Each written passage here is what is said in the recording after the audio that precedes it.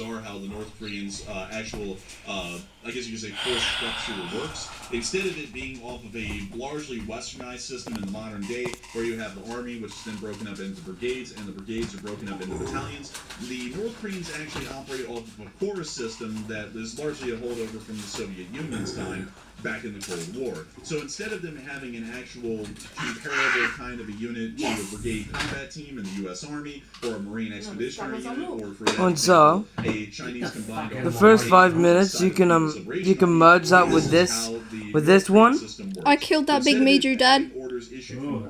That major was dead. Down to the battalions and then back up. The North Korean system works off. He done a lot of damage though, but I done 300 damage. The divisions then issue their order to the brigades. The brigades then issue their orders, believe it or not, shockingly enough, not to the battalions, but straight to the regiments. And then from the regiments, the orders are issued down. I guess I'm your cameraman, ain't I? So. The fighting element of the Korean People's Army is not a battalion like it would be here in the United States or in China or even in Russia. They actually work at their basic fighting level element at the regiment, which is insane because that means that you have multiple battalions which are all tied together and linked into one massive unit that is completely inflexible to actual more minute or rapid changes on the battlefield, meaning that North Korea's command structure is wildly inflexible and most likely will not be able to handle the kind of pressures that are going on currently inside the Kursk Oblast or even be able to account for them and react to them quickly. We just don't think they'll ever have the ability to do that, and that does mean that there will be a high amount of losses sustained by the North Koreans as we watch them engage the Ukrainians here over these next few weeks.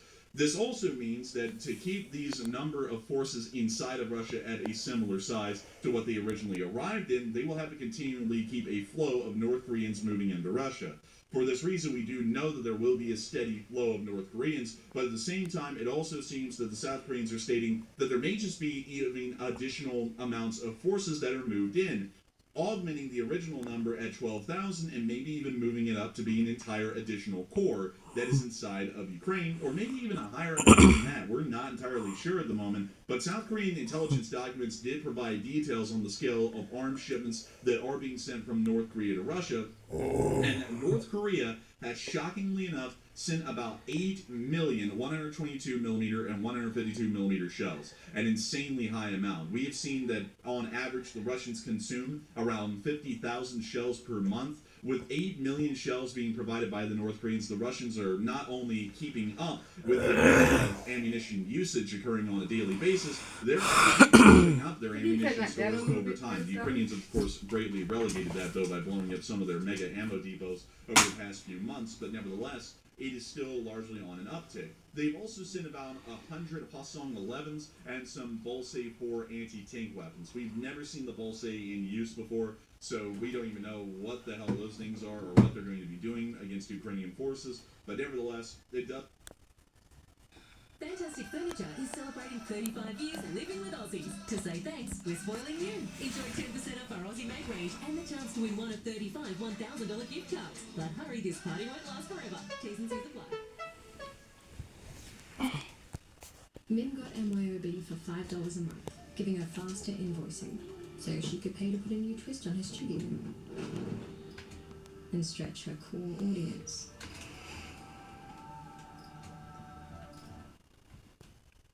Mix, dye, dry, natural instincts are ready to colorify. It's so me. WA's energy transition isn't just coming, it's here in our EV network. Maybe there was more to his death. Maybe it wasn't an accident.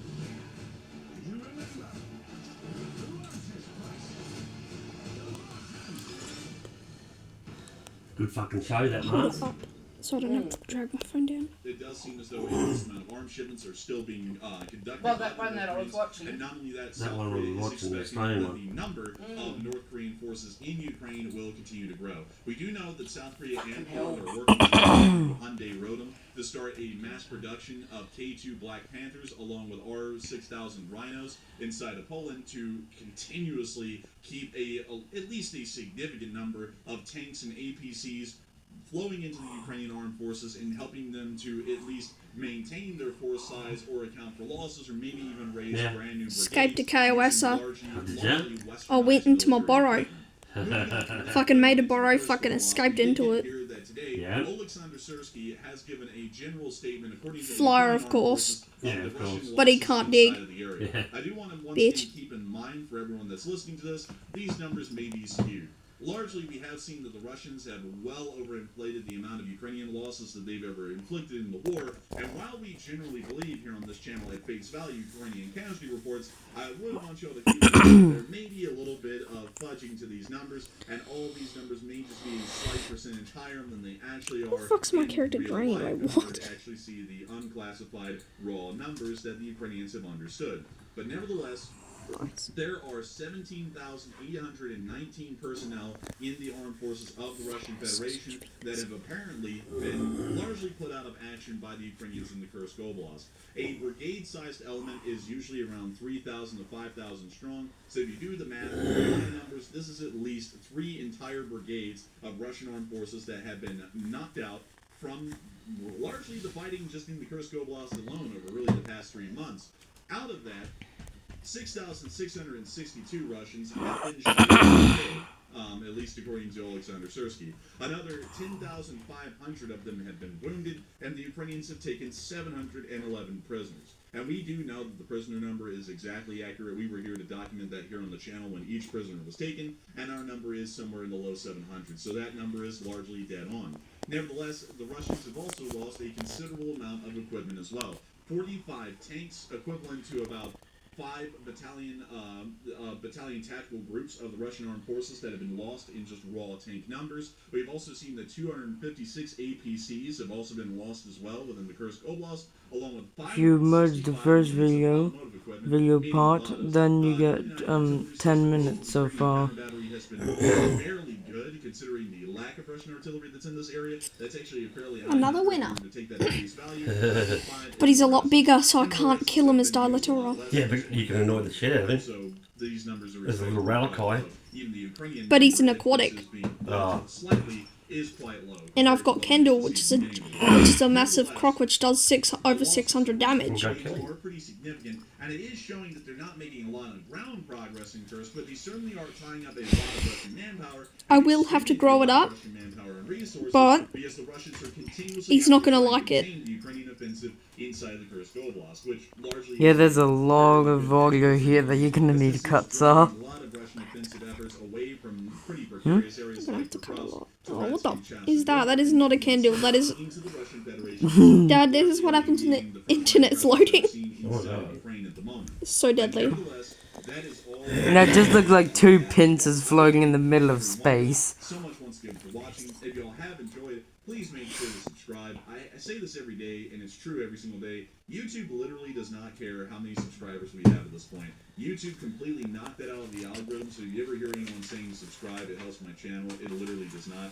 The only reason we like to see people subscribe is because it lets us know that y'all really do enjoy the work. They that we just put said out, it and helps makes our us channel, happy it to does see not. that folks do want to hear from us So more and you wanna want hear us more to news not from subscribe this as well channel as specifically. subscribing? And we pretty much put out short war videos every single day that there is enough news to cover at this point of the day. We also run live streams at night as well at 10 p.m. Eastern Time, so if you're new to the channel and you want to hear a really, really long and drawn-out explanation of what happened and literally every single detail that we could find over the course of the day, you can go to the stream at 10 p.m. Eastern Time and check that out. We usually joke around a lot in that too. Some people like that, some people don't. So whatever's your taste, either the short war videos or the streams, we have both of them. Also, if y'all do want to hit the like button, we love to see when people hit the like button on these videos. And also, one other thing. If you have made it to this point in the video, which is, I would assume, at least like 20 minutes into this point or something like that, it's got to be pretty long. If you have made it to this point in the video, please make sure to go down into the comments section and put FANK, spelled F-A-N-K, in the comments section. Just go down there and type FANK, that is F-A-N-K, into the comments section. Now, Let me Jason, know what you was made it the, all the way to the end of the video. It is great thing to know that you all Hello? were watching for, today. And of Scott's course, I'll parents see you tonight in on the Labour? live stream at 10 p.m. Eastern Time, and I will see you on the next It one. was Take half care. an hour. Long live Elise Spring. Yeah, but what I've got to write a thing in there. Inspected, Bazaar. oh, just put it in, To finish the room. just put in cut out and replaced, Waiting 3 months for a cow. broken pipe second. Bazaar is a beautiful lounge. All tested okay. In days. Bazaar is living a flat pack nightmare. Bazaar is flat out living the dream. Don't mind until you bizarre. Yeah, so they had to do it urgently because Yeah. of the dad being on Over 30 years on, and I'm here with our team every day delivering quality homes for first So, home buyers. So if you're ready to build your we're at the minimum length of video now. 10 minutes. 15 minutes. Because you had the 4, you join that with this, and then As Ukraine continues offensive operations, even if it is at you a get glacial minimum. pace that may only slow My during first the winter. video gonna be like Things 15 will minutes long. start heating up with more murmurs of Russian. Yeah, you want to make it exciting though. Have you killed any KOSs? Yeah. Yes, I've killed a Miju Sumia Oh, nice. with a Dilatora. That's nice. And Miju Sumia is meant to be so powerful, but like it takes a boreal to kill them. No, it just takes a experienced Dilatora. My slot is dead. Hey? My slot of Dilatora is dead. Yeah. So you're gonna have to get a revive token later. Oh, I'm gonna have heaps of revive tokens. Also, are you gonna have like captions at the bottom to say, hey, like, this is the first video, it's not that very good quality? No, just say this is. I'm talking in Roblox chat You can comment. on your own video. You can comment after you've made the video. This is what I'm doing. I'm going looking for KOSs. Rah rah. I'm doing costume clash theme bat because it gives you candies and I need candies for the event. Yep. Because you can get Sanctor now and Sanctor looks beautiful. Again, such saber rattling will be inevitable if Ukraine starts making serious headway in its offensive. Okay, as soon as this gets to 15 minutes, we're going to edit, okay, so? Yes. And then you can get it as good as you can. And hey, it's your first time, and that's pretty cool. I can cut in some background noise. It will be pretty shit. It'll be pretty shit quality, but that's only because we're new here. That is such a good bat skin. Yeah, it's... This is mine. That's an Aeolus. Yeah, bro literally is just a frog. Lol. So much audio to cut out. Dad, do you think this will win? Dad, look over. This is it's bat skin themed. Do you think this would win? I think this would, because mine is a red. And yes, I realize it is weird to title a video "How to Prevent a Nuclear Attack," and then spend the vast majority of the time talking about what would happen afterward.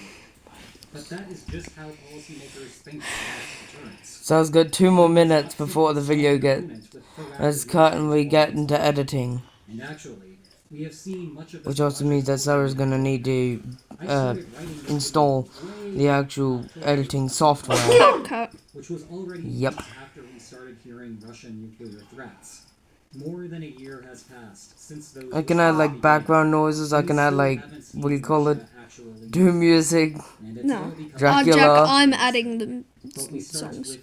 Yep. Because I don't want you to add like every single song in the universe. Every single song that you like. It's your video. If it was my video, it would be chaos. It would be Doomslayer chaos.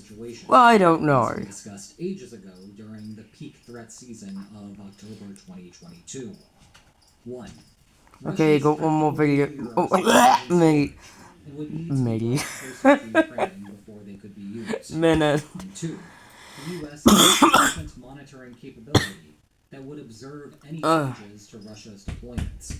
These facts on the ground changed somewhat in 2023 when Belarus began hosting some Russian nuclear weapons. This concerned Washington, but still did not raise the alarm, because there would be yet more steps to prepare them for delivery from Belarus to the battle site.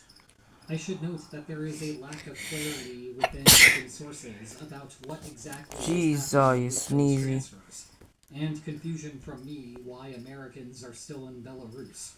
But the key thing here is that Russia cannot take the West by surprise by using a second country. Thus, the most basic thing that the US could do is alert the world to what Russia is up to.